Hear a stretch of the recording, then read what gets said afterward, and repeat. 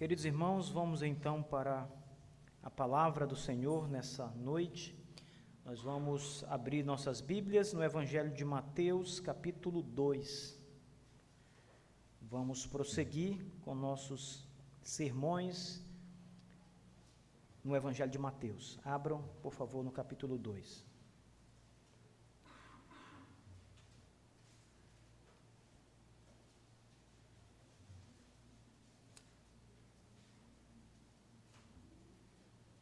Até o verso 12, capítulo 1, ou melhor, capítulo 2, do verso 1 ao verso 12. Está escrito: Ora, tendo Jesus nascido em Belém da Judeia, nos dias do rei Herodes, eis que alguns homens sábios vieram do Oriente a Jerusalém, dizendo: Onde está aquele que é nascido rei dos judeus? Pois nós temos visto a sua estrela no Oriente e viemos para adorá-lo. Ouvindo estas coisas, o rei Herodes ficou preocupado e toda Jerusalém com ele. E quando ele tinha reunido todos os principais sacerdotes e escribas do povo, ele exigiu deles onde Cristo deveria nascer. E disseram-lhe: Em Belém da Judeia, pois assim está escrito pelo profeta: E tu, Belém, na terra de Judá, não és a menor entre as capitais de Judá, porque de ti virá um governador que há de governar o meu povo Israel. Então Herodes, chamando os homens sábios em particular, inquiriu diligentemente deles acerca do tempo em que a estrela lhes aparecera. E enviando-os a Belém, disse: Ide e perguntai diligentemente pelo menino, e quando o achardes, tragam-me a palavra novamente, para que eu também vá e o adore. Tendo eles ouvido o rei, partiram. E eis que a estrela que tinham visto no Oriente ia adiante deles, até chegar e parar sobre o lugar onde estava o menino. E vendo a estrela, regozijaram-se com grande júbilo, e entrando na casa, eles viram o menino com Maria, sua mãe, e prostrando-se, o adoraram, e abrindo os seus tesouros, ofertaram-lhe dádivas, ouro, incenso e mirra. E sendo avisados por Deus em sonho, para que não retornassem para Herodes, eles partiram para sua terra por outro caminho. Amém. Irmãos, mais uma vez, vamos ao Senhor em oração. Ó Deus, nós te pedimos novamente, Senhor, que nos dirija pela pregação da palavra, para que a palavra de Deus, levada pelo Espírito do Senhor, repouse sobre cada homem e mulher que está aqui essa noite, trazendo, Senhor Deus, conhecimento do Evangelho, esclarecimento e edificação. Que todo o povo de Deus que se encontra aqui seja grandemente animado com a tua palavra, que haja júbilo e alegria no coração da tua igreja pela palavra do Senhor. É o que nós te pedimos, Senhor Deus. Faça a sua obra, em nome de Jesus, teu Filho. Amém. Essa passagem, irmãos, fala de uma profecia. Essa profecia, ela se encontra no livro do profeta Miqueias, capítulo 5, verso 2. E nessa profecia, que está também apresentada aqui no versículo 6, é dito que o rei de Israel, o Messias, nasceria na cidade de Belém. Era uma profecia que há muito tempo havia sido apresentada ao povo, de maneira que os israelitas, desde que ouviram que o Messias, o Filho de Deus, a raiz de Davi, o filho de Davi, o filho de Abraão, quando viram que ele nasceria na cidade de Belém, Belém Efrata, Belém da Judéia, daí em diante eles ficaram sempre lembrando que o Messias viria da cidade de Belém. Era lá que ele nasceria, era lá naquela pequena cidade, insignificante pelo tamanho, pela importância dela naquela ocasião, era de lá que o Messias viria. Veja, isso nos faz lembrar várias outras histórias que falam de profecias acerca do surgimento de reis que viriam para libertar, que viriam para transformar uma nação, para trazer justiça e paz a uma determinada nação. E eu lembro de uma dessas histórias, a história de um rei chamado Robert. Ele era um rei da Escócia, irmãos, ainda no período da Idade Média, isso, né, bastante tempo atrás. Ele era chamado Robert de Bruce. E havia uma profecia de que a Escócia ganharia um rei, e este rei, ele uniria a Escócia, porque a Escócia era um pedacinho de terra, ainda hoje é um pedacinho de terra pequeno, mas assim, totalmente desunido, com muitos clãs, e cada clã queria governar em cima de outros clãs, e nunca se uniam para fazer uma nação sob um rei que liderasse o povo. Então, surgiu uma profecia na Escócia, apareceu essa história de que haveria de nascer um grande rei na Escócia que uniria a Escócia. E então, quando esse homem surge na história da Escócia, Robert de Bruce, e ele se apresenta como um rei que cumpria ali todas as qualidades da profecia, da pessoa que a profecia apontava. Então, muitos começaram a dizer: a profecia do grande rei da Escócia está cumprida em Robert de Bruce. Ele é o rei que está unindo a Escócia. E veja, eu estou falando de uma história real. Robert de Bruce foi um rei escocês que começou o processo de união da Escócia e começou de fato a fazer da Escócia um povo único, unido. Os clãs estavam se unindo.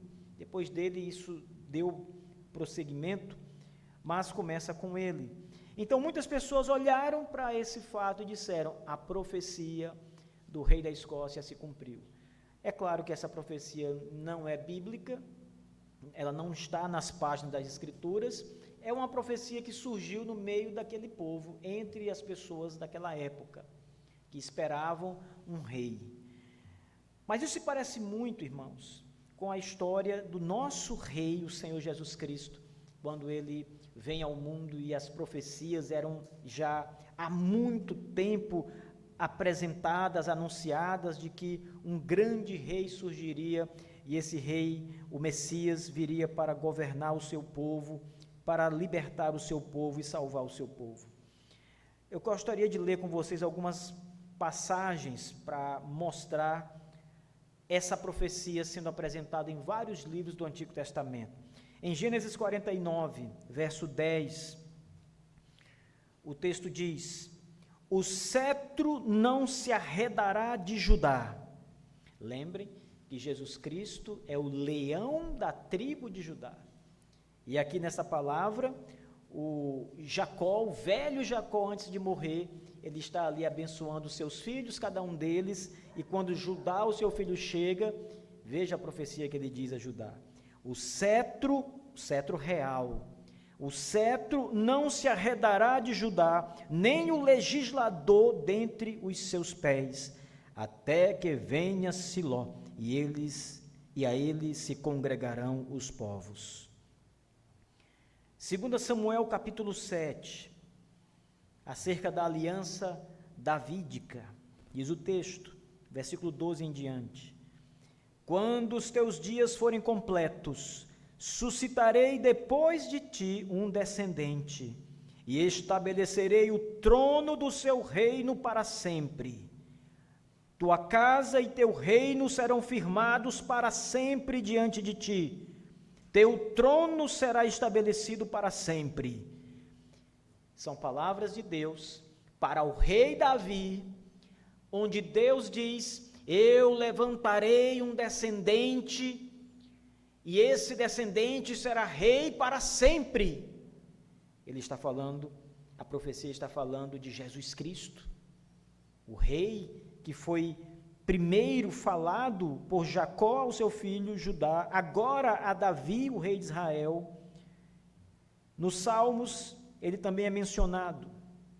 Salmo 2: eu ungi o meu rei sobre o meu santo monte Sião.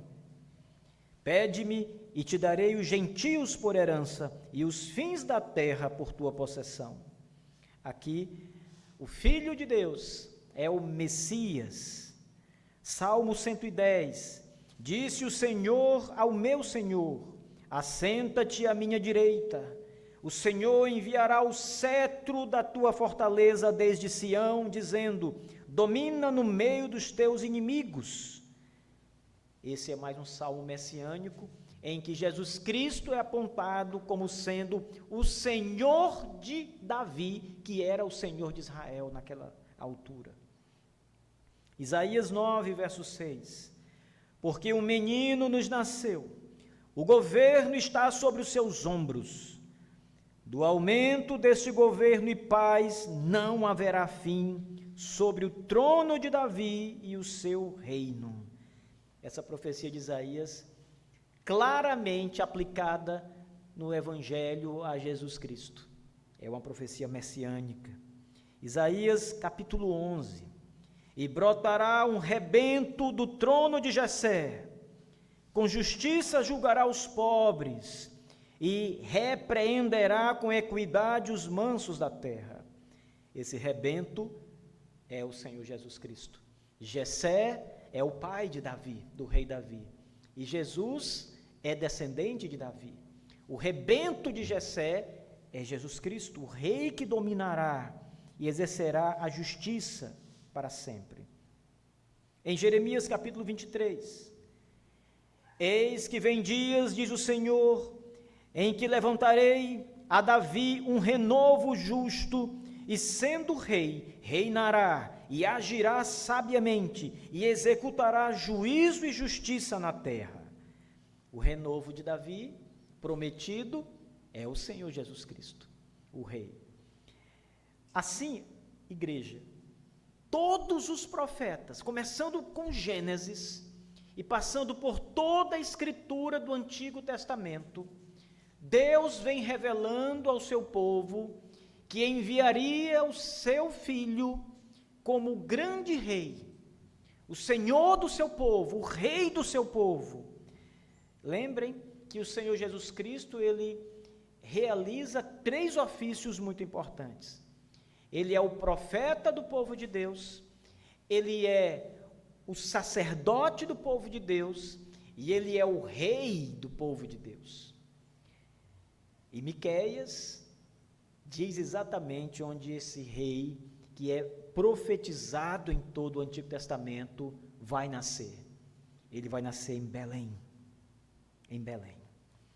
E aqui em Mateus nós temos a história do nascimento de Jesus e da visita dos sábios para encontrar o Senhor e para adorar o Senhor. Essa passagem, irmãos, ela precisa ser lida levando 2 coisas em observação. Lembre, ela está no começo do Evangelho de Mateus. O Evangelho de Mateus começa mostrando a genealogia de Jesus. E uma parte dessa genealogia é que ele é o filho de Davi. Portanto, todas as promessas do filho de Davi como rei se cumprem em Jesus, que é o filho de Davi. Nós também devemos olhar para esse capítulo 2, tendo em vista o que acontece logo após a genealogia ser apresentada, que é o nascimento miraculoso do Senhor. Esse rei prometido não seria meramente um homem pecador, como Davi foi, mas seria o próprio Deus em carne que viria ao mundo na figura humana de Jesus Cristo para reinar de verdade como rei. Nós devemos olhar para essa passagem também tendo em vista todo o contexto do Antigo Testamento que eu acabo de mencionar para vocês. Todas as profecias que apontavam, culminavam nesse acontecimento que o capítulo 2 apresenta. Inclusive o nascimento de Jesus e a estrela de Jesus que apareceria no céu e a cidade exata em que o Messias nasceria. Belém, como diz o profeta. A palavra Belém significa casa do pão. Belém é casa do pão. Bet, em hebraico, significa casa. Hem, pão, casa do pão. E interessante que Jesus diz, eu sou o pão que desceu do céu. Então, o pão vai para casa, ele nasce na casa do pão. Essa ideia de Belém ser a casa do pão e Jesus se identificar como o pão que desceu do céu, ela é muito interessante, irmãos. Nada nas Escrituras é por acaso ou coincidência, mas tudo tem um ponto. Veja, tendo Jesus nascido em Belém da Judéia, nos dias do rei Herodes, eis que alguns homens sábios vieram do Oriente a Jerusalém. Mateus começa dando algumas informações importantes. A primeira delas é que ele aponta o lugar que Jesus nasceu, conforme a profecia, Belém, como nós acabamos de ver, a cidade de Belém. Belém não era uma cidade importante, não era nada significante. Na profecia, inclusive, é dito que era uma cidade de nada, sem nenhuma importância, era uma cidade desprezada, e Jesus nasceu em Belém. Em segundo lugar, nos é dito a época em que Jesus nasceu. Ele nasceu nos dias do rei Herodes. Então, essa marcação histórica é importante porque nós sabemos a data ou o período exato em que o nosso Senhor Jesus nasceu. E como ele nasce próximo à morte do rei Herodes, nós sabemos que ele nasceu no fim do reinado de Herodes, Herodes o Grande. Herodes era um governante que passou vários anos como rei da Judéia. E Jesus nasce naquele período, né? E em terceiro lugar, a Escritura diz que alguns sábios vieram do Oriente até Jerusalém para adorar o rei que havia nascido, o rei dos judeus. Então, vamos começar a pensar um pouco nessa primeira parte aqui. Esses sábios, o termo que é usado na língua original é o termo mago. O termo mago é o termo que origina a palavra mágico. A palavra mágico vem de mago.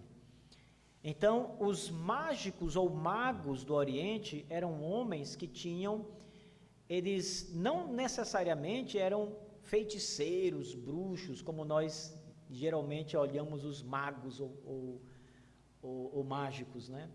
Mas eles eram homens estudiosos que, na maioria das vezes no Oriente, trabalhavam com a astrologia. Eles consultavam os astros. Perceba, eles estudavam os astros, o céu, as estrelas, o movimento. Não é o que nós chamamos hoje de astronomia, mas realmente é astrologia, que é o estudo dos astros no sentido mais primitivo, mais antigo, em que eles entendiam que os astros, conforme o movimento deles, eles emitiam mensagens, sinais aos homens. Eles poderiam, de alguma forma, se você entendesse o posicionamento dos astros, o movimento celeste, você poderia viver melhor ou pior. Não é também o que nós chamamos hoje de horóscopo, Não é isso, mas também tem alguma ligação, lembra alguma coisa disso. Então, os magos eram homens que estudavam isso. Eles eram figuras respeitadas naquela época. E a Bíblia diz que estes homens, astrólogos, magos ou sábios, como está na nossa tradução, foram, de alguma forma, comunicados que um grande rei nasceria. Eles não sabiam onde o rei nasceria, mas eles sabiam que havia uma estrela que indicaria o lugar em que o rei estava. E esses magos que estavam na região oriental, provavelmente, há duas grandes possibilidades. Ou eles vieram da Babilônia, região onde hoje é o atual Iraque, ou eles vieram da Pérsia.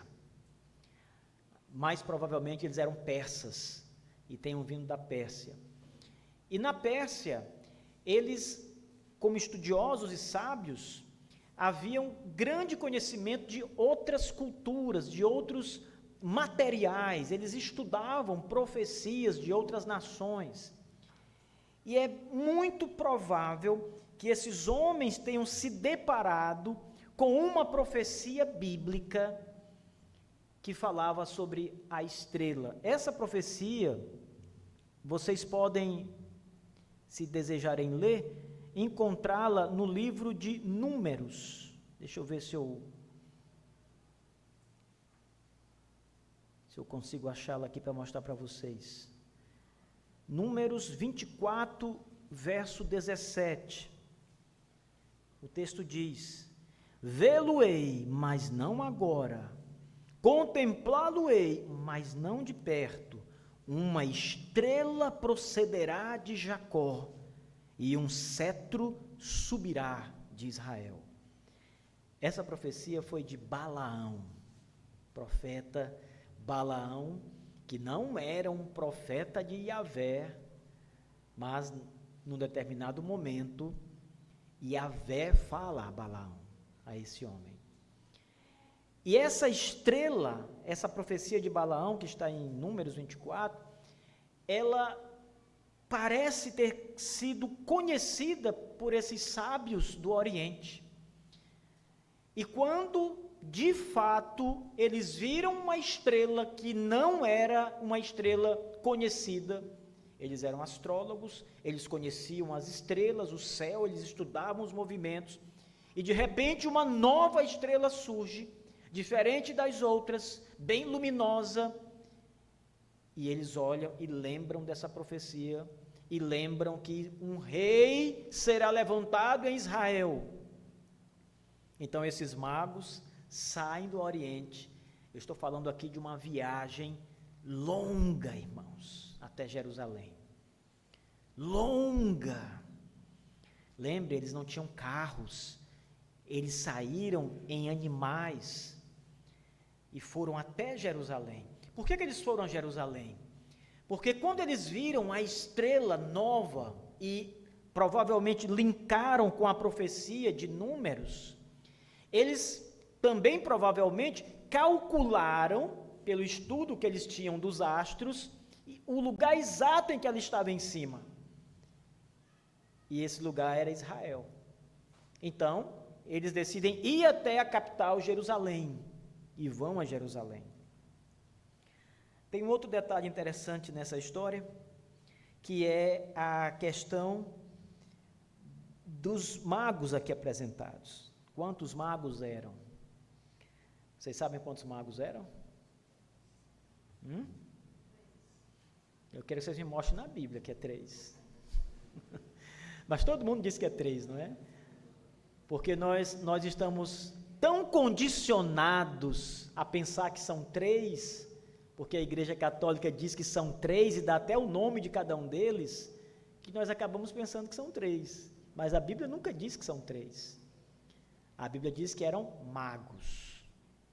Podiam ser muitos magos. E geralmente nós pensamos que são 3 porque 3 tipos de presentes são apresentados: ouro, incenso, mirra. Então, 3 presentes, 3 magos. E alguns dizem que são reis, né? Reis magos. Mas não. Eram magos, ninguém sabe quantos eram, provavelmente eram muito mais do que 3.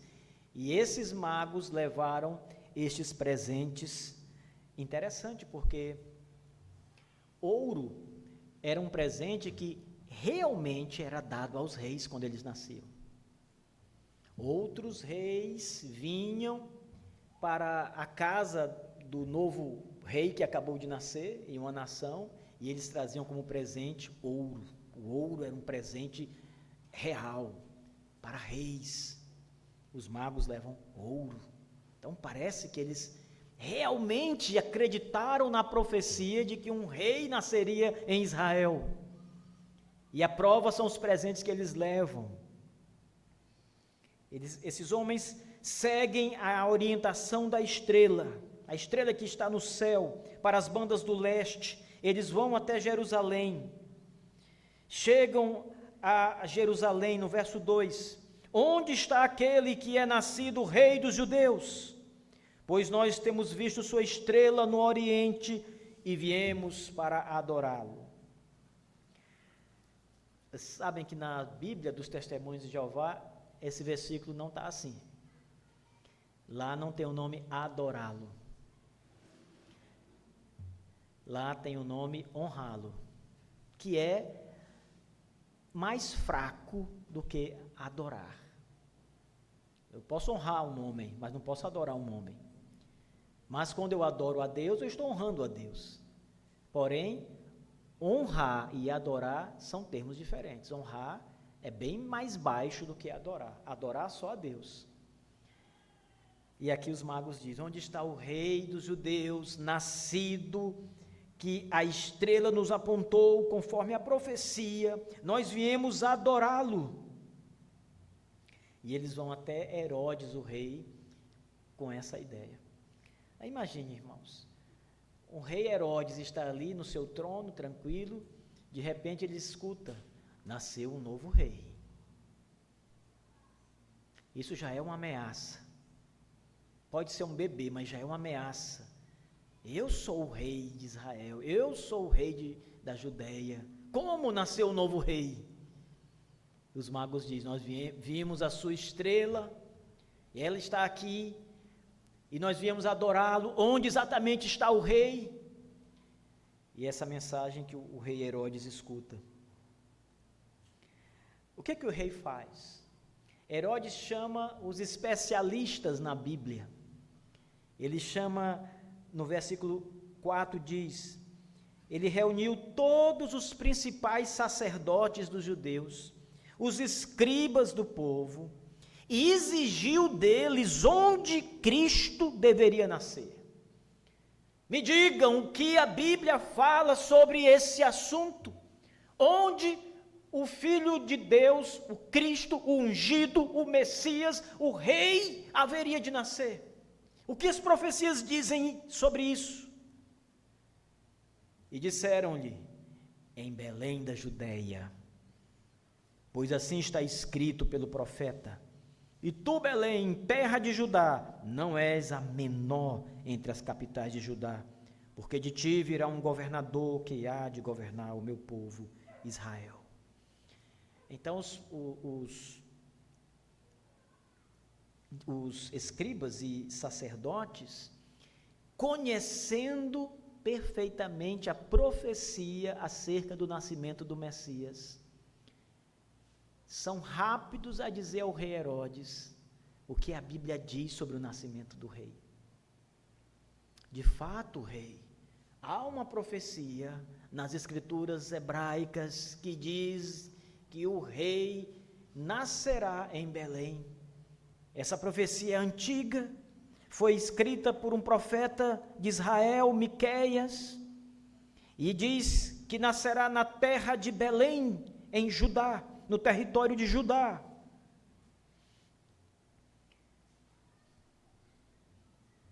Veja, irmãos, a ocasião aqui é muito importante.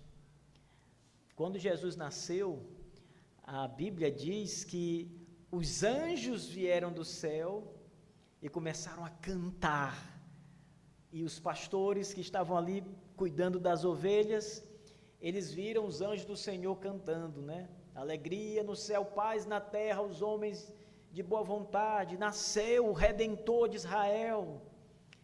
E aqueles pastores, certamente, como israelitas, sabiam da promessa do rei que viria trazer justiça, seria o Redentor de Israel, o Salvador do povo, o Libertador.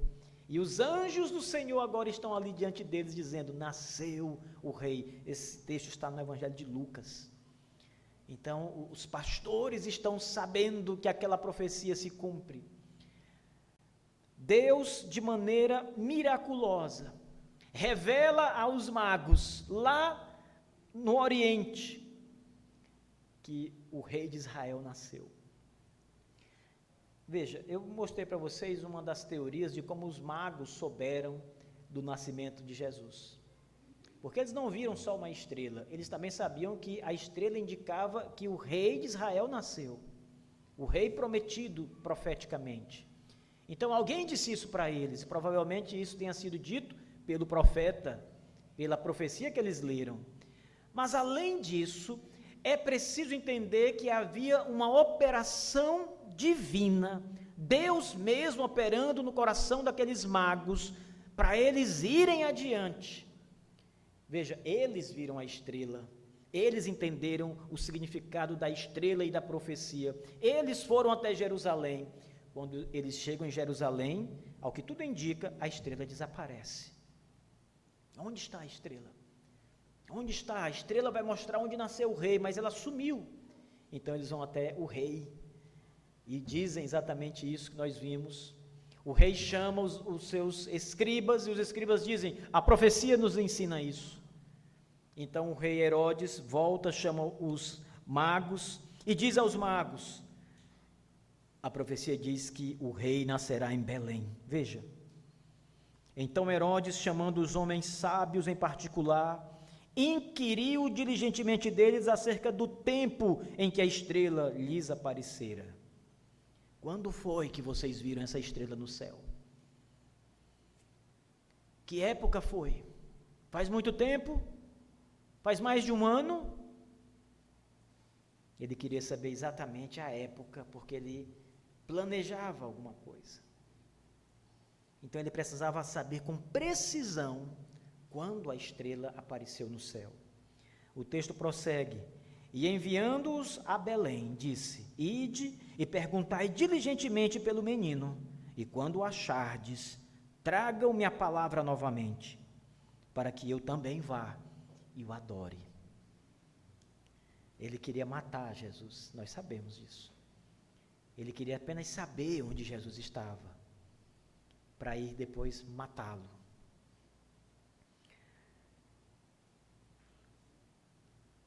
O que nós temos aqui, irmãos, é a primeira tentativa de Satanás de matar o Senhor Jesus Cristo para que ele não cumpra a sua missão na terra. Se Herodes tivesse encontrado Jesus e tivesse matado o Senhor Jesus Cristo, não haveria cruz do Calvário. Então a missão de Jesus não seria cumprida. É claro que Herodes não sabia disso, ele queria apenas matar aquele que poderia ocupar o trono em seu lugar, aquele que era uma ameaça para ele. Mas Satanás, usando Herodes como seu instrumento, tentou eliminar o Senhor Jesus Cristo naquela ocasião. O rei mal acabara de nascer e já estava ali sendo caçado pelas forças do mal. Satanás já se levantava como um leão que ruge para tentar destruir o Cordeiro de Deus que tira o pecado do mundo. Um outro ponto nos interessa aqui, irmãos.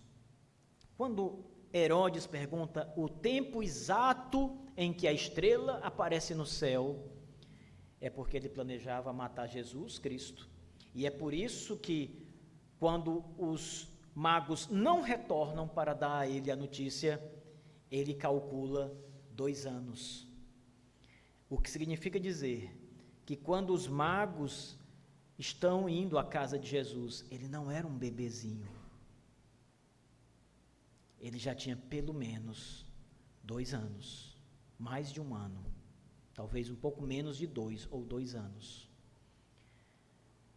Vocês também já devem estar acostumados com aquelas figuras dos magos, com os presentes e Jesus na manjedoura, não é? Isso é falso, irmãos. Veja, quando os magos chegam até a casa em que está Jesus, o texto diz que eles estão numa casa, não mais na gruta ou na caverna em que Jesus nasceu, porque não tinha hospedaria para ele, não tinha casa, então ele nasceu ali no meio de uma gruta. Mas agora, quando os magos chegam, eles estão numa casa, não estão mais no mesmo lugar, Jesus não está numa manjedoura. Além disso, a viagem que eles fizeram é uma viagem muito longa, meses e meses viajando para chegar ali. Eles não viram Jesus um bebezinho recém-nascido. Vocês também já devem ter visto imagens em que estão os magos e os pastores. Os pastores foram comunicados pelos anjos e os magos pela profecia. Não foi a mesma ocasião. Os pastores realmente foram informados exato momento em que Jesus nasceu. Mas os magos, quase 2 anos depois, ou mesmo 2 anos depois do nascimento do Senhor.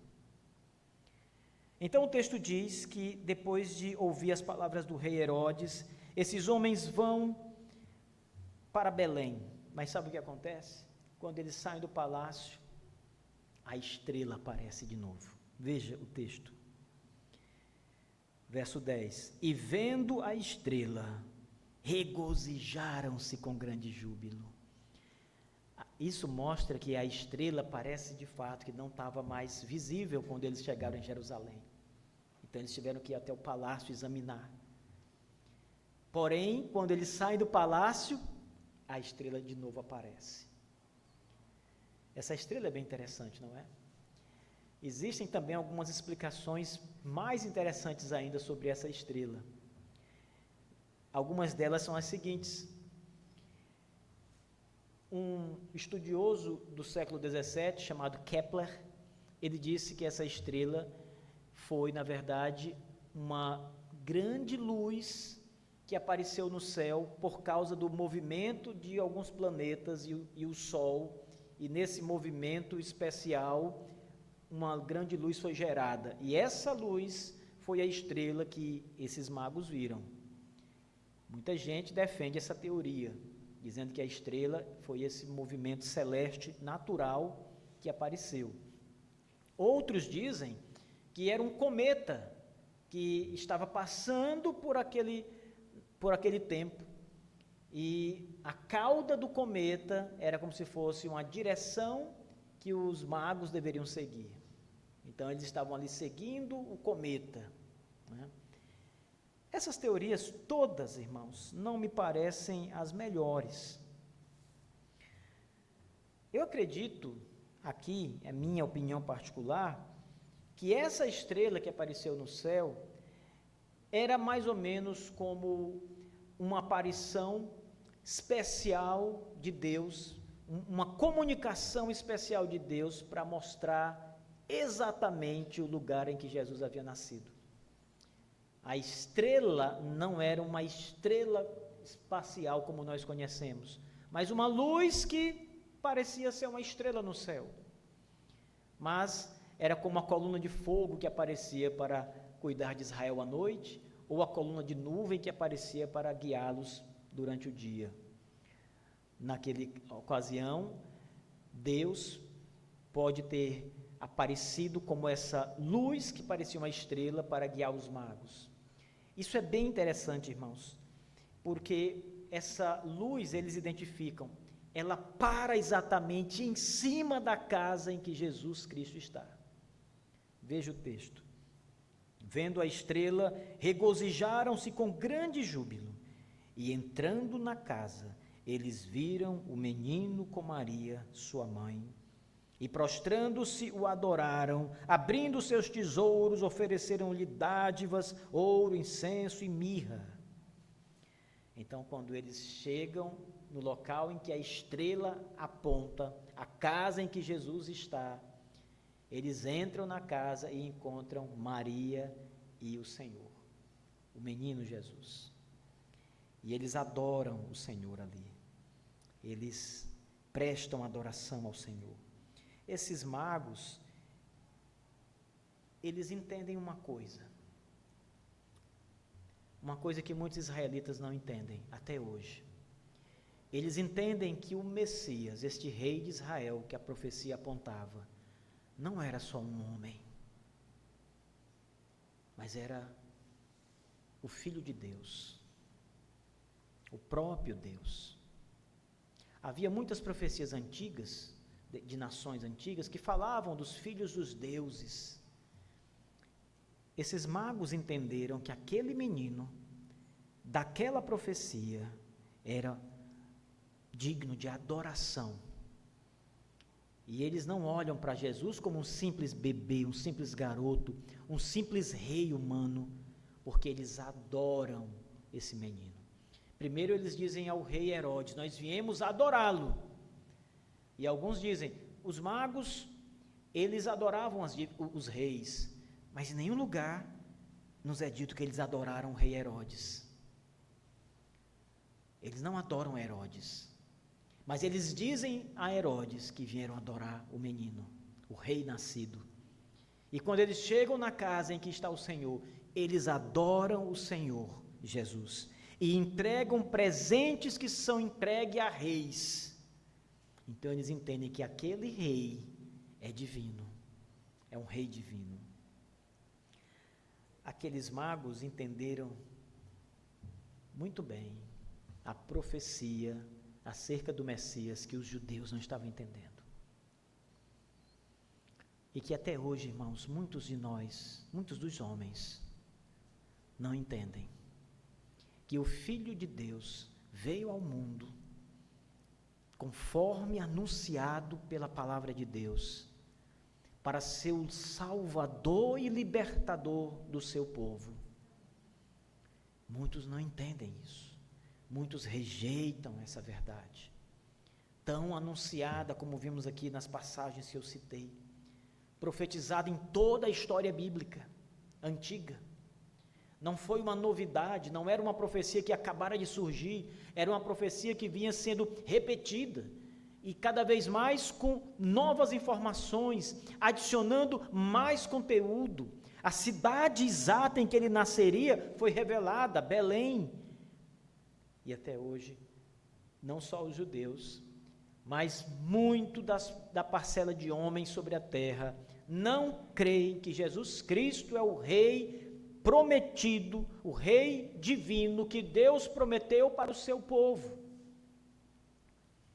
Ele não é o rei só de Israel, ele não é o rei da etnia dos hebreus, irmãos, ele é o rei do seu povo. Lembrem que Mateus, no capítulo 1, quando o anjo do Senhor aparece a José, ele diz: e porás o nome do menino Jesus, porque ele salvará o seu povo.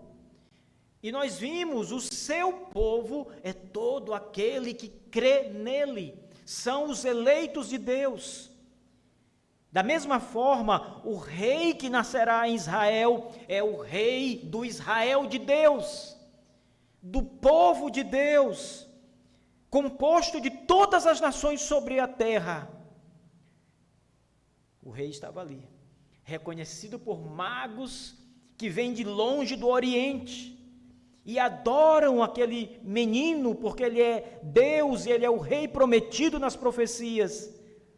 E até hoje os homens recusam a adoração ao Senhor. Irmãos,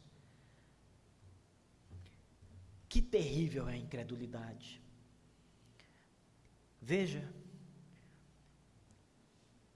quão grande cegueira é colocada nos olhos dos homens para que eles não enxerguem a Jesus Cristo como o Senhor de suas vidas, como o rei prometido.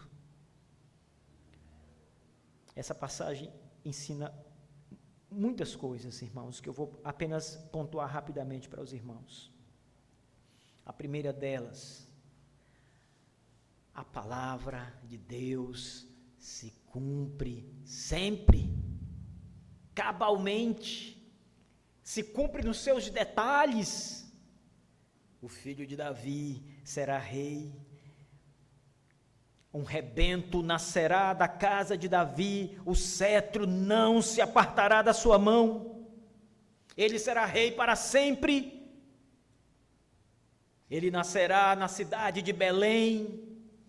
Veja, em cada detalhe, irmãos, o profeta Isaías escuta da boca do Senhor: eis que a virgem conceberá e dará à luz um filho. Cada detalhe da palavra de Deus se cumpre.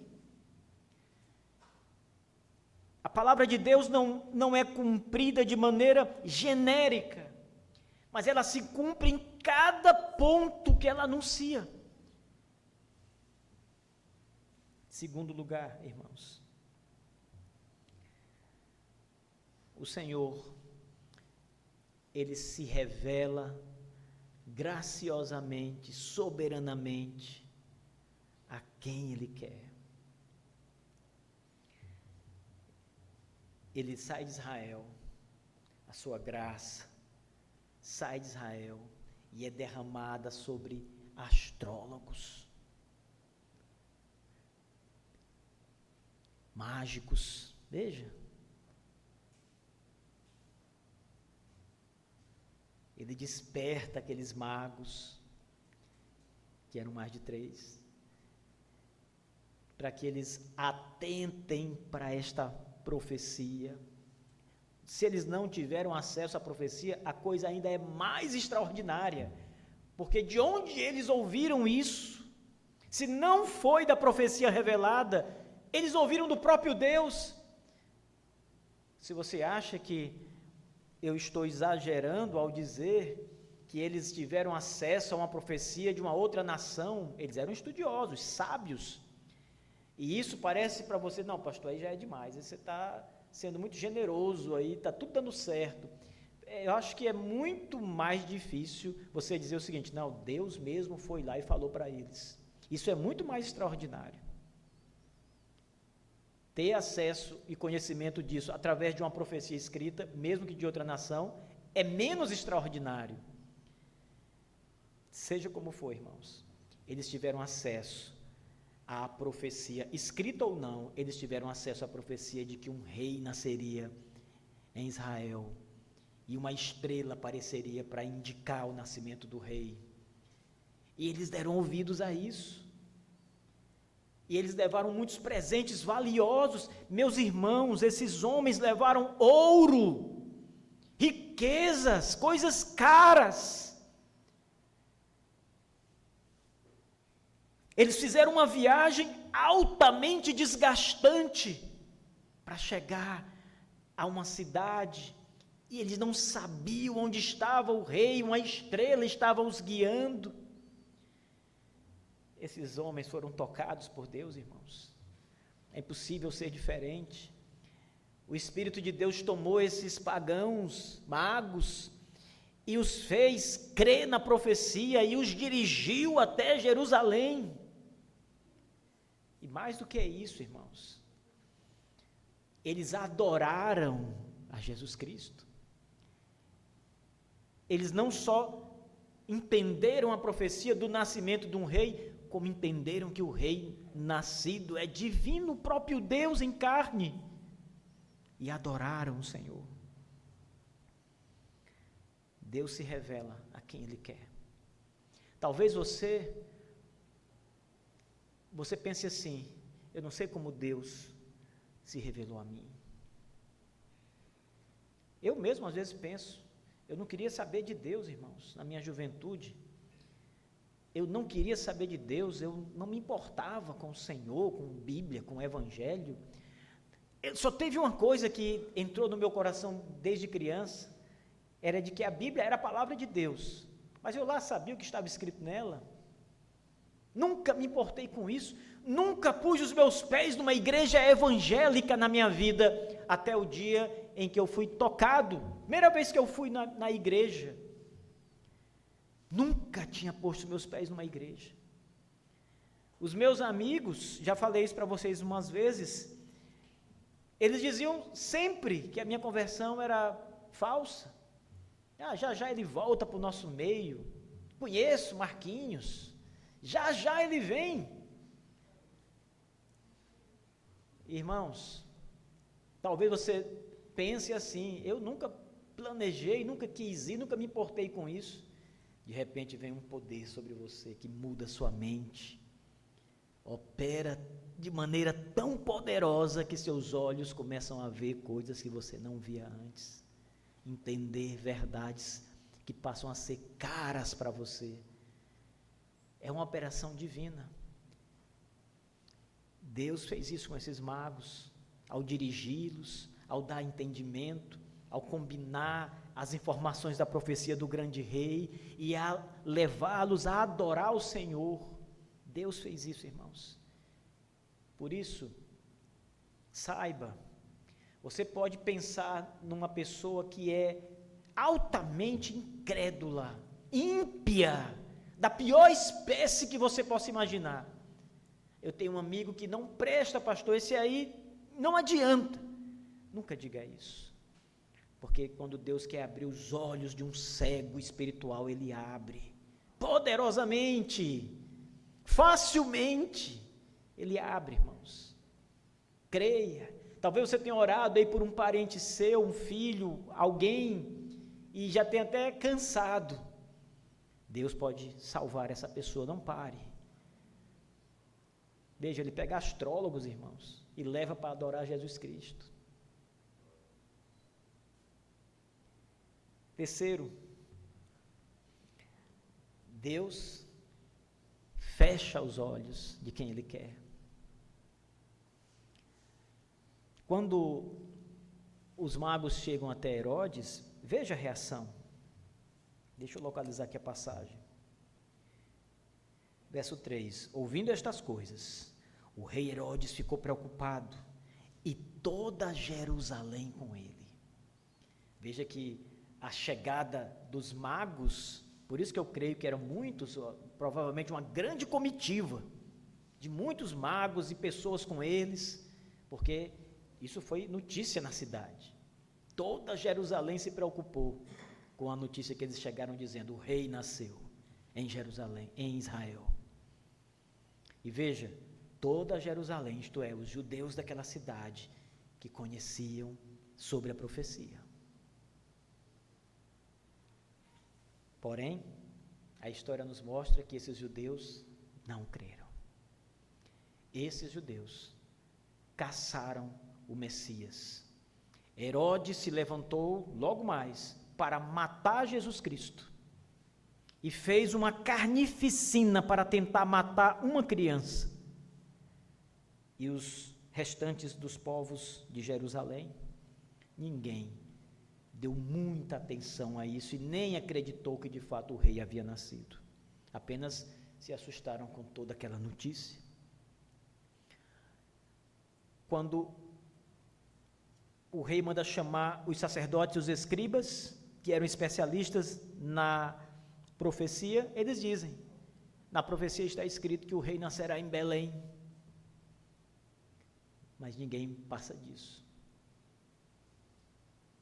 Todos estão cegos, todos os judeus estão cegos, o rei está cego, os escribas estão cegos, os sacerdotes estão cegos, o povo está cego, só os astrólogos veem, só os astrólogos têm a revelação e creem, e querem ver o rei, e querem adorar o rei, e entregar presentes ao rei. Deus fecha os olhos, irmãos.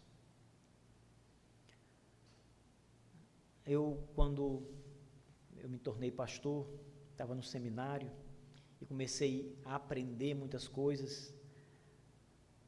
Algumas coisas eu fiquei impressionado, e eu já era crente há alguns anos, quase 10 anos, e eu ficava, meu Deus, que é tão claro isso agora para mim, mas antes eu não via desse jeito, e eu então pensava, eu estou estudando muito, vou me formar, vou ser pastor, e quando eu sair do seminário, eu tenho certeza que a minha igreja vai ser uma mega igreja, gigante, porque eu vou ensinar de maneira bem explicada.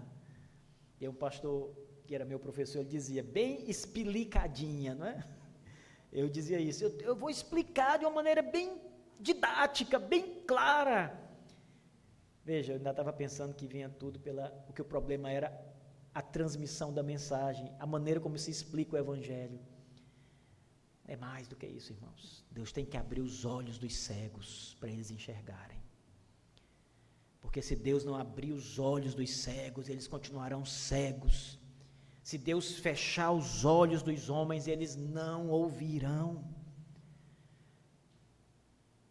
Ninguém pregou de maneira mais clara e eficiente do que o Salvador maravilhoso, Jesus Cristo, e os homens recusaram, o crucificaram. Ele diz claramente, eu o sou, mas os homens negaram, e o apedrejaram, e o mataram na cruz. Deus fecha os olhos. Naquela passagem marcante do Evangelho, em que pergunta, por que Jesus fala por parábolas? Ele diz, para que ouvindo não ouçam, vendo não vejam, para que não creiam, e para que não se arrependam dos seus pecados, e para que não sejam salvos. Quando Deus fecha os olhos, irmãos, do homem, o homem não consegue ver. Quarto lugar, veja, quando eles estão diante do grande rei, uma criança aqui, Jesus Cristo, esses homens adoram o Senhor. Eles são figuras muito importantes no Oriente, são magos, como eu disse,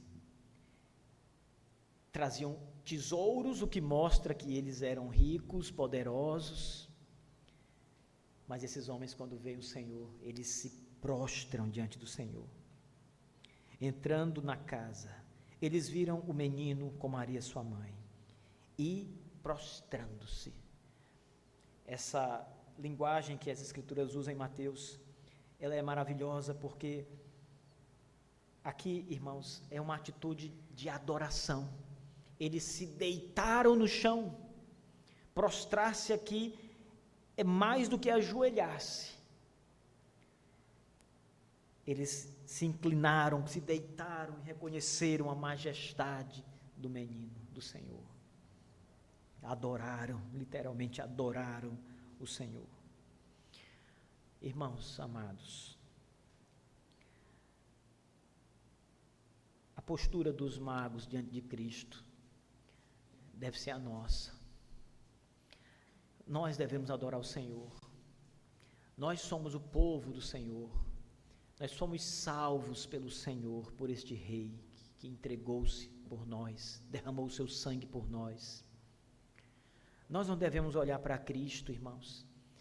Lembre-se da parábola dessa manhã. Não devemos olhar para Cristo como um igual a nós. Ele é o Senhor. Ele é o grande Rei prometido. Nós devemos nos colocar em atitude de adoração e reverência diante dEle. Isso implica muito, implica vir ao culto dEle com o nosso coração disposto a adorar, a nos regozijar diante dEle.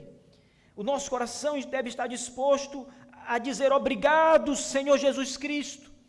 Eu estou aqui na casa do Senhor para agradecer o Senhor pelo sacrifício do Senhor, para ouvir a sua voz, para dar ouvidos. O Senhor é o grande Rei, eu estou aqui para adorá-lo. Isso implica, irmãos, na prática, Coisas simples, mas que são importantes, como por exemplo, chegar na hora, chegar no culto na hora, não depois. Eu acho, irmãos, uma tremenda falta de respeito e de reverência uma pessoa que não chega no culto antes do culto começar. Eu sei que às vezes nós passamos por problemas, mas às vezes, não pode ser sempre.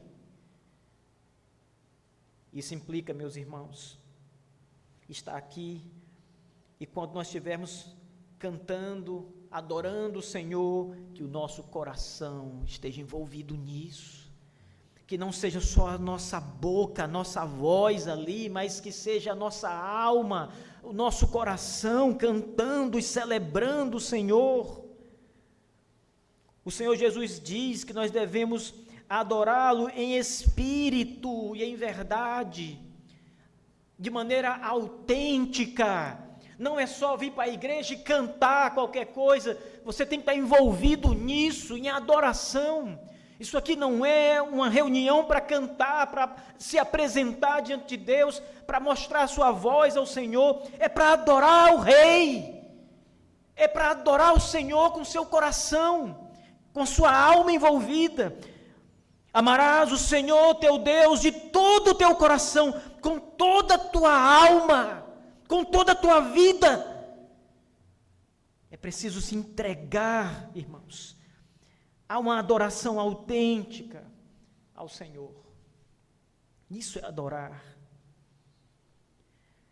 E é isso que nós aprendemos aqui, com a postura desses magos diante do nosso Salvador. Eles se curvam diante de Deus e adoram o Senhor. Celebram o Messias que chegou, o Salvador.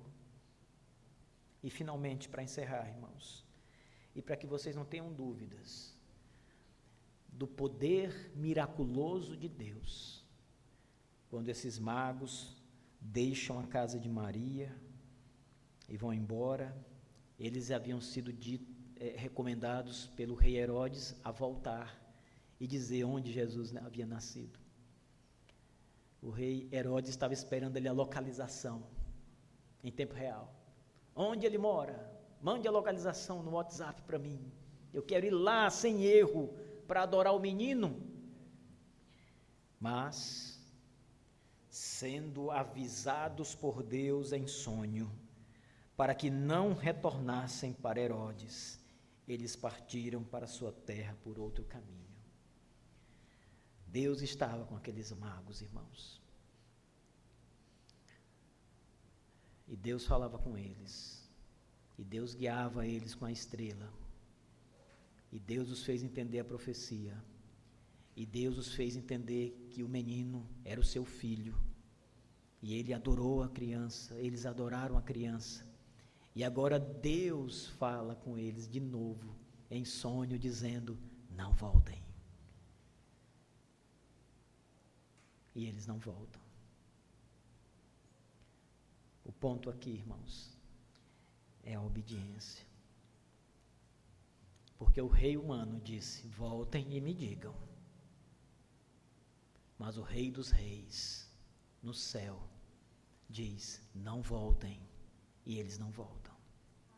E eles vão por outro caminho, diz o texto. Que coisa maravilhosa, irmãos. É o Senhor, a operação do Senhor, a dádiva do Senhor. O grande rei, criança, estava protegido, guardado pelo poder de Deus. Ninguém poderia tocar no Salvador maravilhoso, o Salvador do povo. Ninguém poderia ferir o menino Jesus. Indefeso, uma criança, talvez com 2 anos, seus pais, Maria e José, numa situação não muito favorável, não eram ricos, abastados, e estavam ali sob os cuidados unicamente do Pai, o Pai Celeste, que guardava o seu Filho precioso para cumprir a sua missão na terra, Ninguém pode tocar no meu filho. O meu filho tem uma missão a cumprir, e ele cumprirá a missão cabalmente. Que missão? Salvar o seu povo. Veja a missão. Veja para que o grande rei estava sendo guardado. Porque o rei, o Senhor, também é o Salvador do seu povo. Ou seja, Deus estava preservando Jesus de Herodes e de toda a ameaça do diabo, para que ele salvasse você. Deus pensou em você. O Pai Celestial pensou em você e preparou o seu Filho para salvar você.